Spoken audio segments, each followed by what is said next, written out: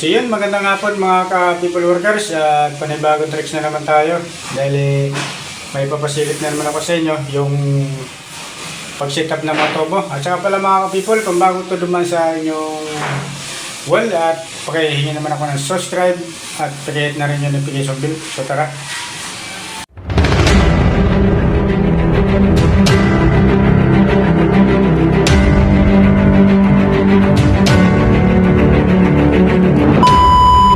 So yun mga ka-people, at ito'y kanina ay ginawa ko tapos hininto ko muna gawa ng linya ko ng tubig sa pataas naman to ka-people. Ayun. So dyan na lang yan siya itatap pababa. So ito pala mga ka-people yung pag-set up ko ng mga tubo. Kung may mali man po dyan ay pwede nyo i-comment dito sa dito sa baba. So mga ka-people, so yan. So ito naman nagawa ko kanina, gawang sinabi ko kanina at hininto ko muna. Gawa ng ako'y naggawa ng naglinya ko ng tubig sa mga tubig. Yan, na-set up ko naman sa mga water line.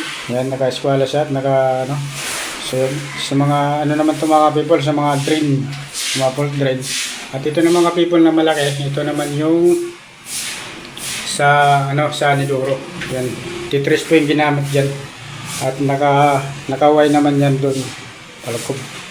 So, iangat ko na lang yan doon sa taas at sisit up ko na rin yan doon sa baba. Yun, dahil apat na tubo yung inabang ko doon. At kasi apat din yung tubo na yan. So yun, sisit up ko na lang yung mga people pag natapos ko na ito sa i-tiles. So bukas tapos ko na ito sa i-tiles kasi ito lang kanina iniwan ko kasi wala pang gawa nito yung sa laboratory. So wala kasi ang abang yan. So kaya hininto ko kanina. Tapos bukas panibago automatic na matatapos na to sa tiles. At ito kasunod naman itong flooring. So susunod ko na to. At kasunod naman tong hamba kasi wala pang hamba itong mga ka-people. Wala pa sa mga hamba.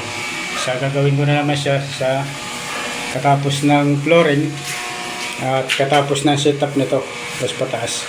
So mga ka-people ay kung makikita nyo, ito ay sa fault drain sa CR at ito naman yung isang tubo papataas doon kasi nagkulang ako ng elbow.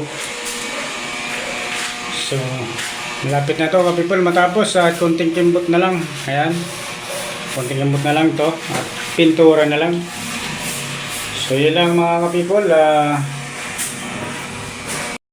Kung dumaan man to sa inyong wall, makahingi naman ako ng subscribe at pakihit na rin po yung notification bell sa baba para updated kayo sa mga susunod kong upload.